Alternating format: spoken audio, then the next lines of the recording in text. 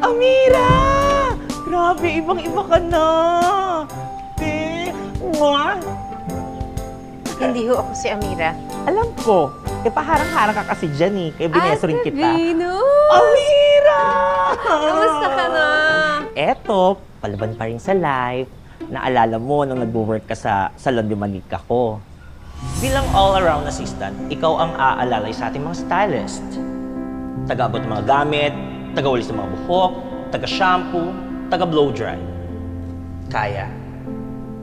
Kaya po. Kaya po, ma'am. Kaya po, ma'am.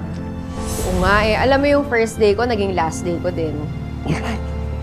Oh, tara, po tayo. Okay. Dito. Yan. Ganda-ganda mo. Siyempre, lalo ka na. Pero hindi talaga kita makalimutan.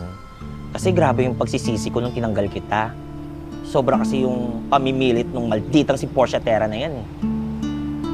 Kaya ko today? I'm sorry! Hindi ko po sinasadya. Kalpurin talaga kita!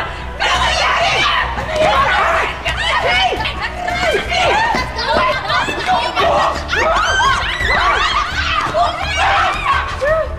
Demonyo ka! Ma'am, sorry! Ano nangyari dito?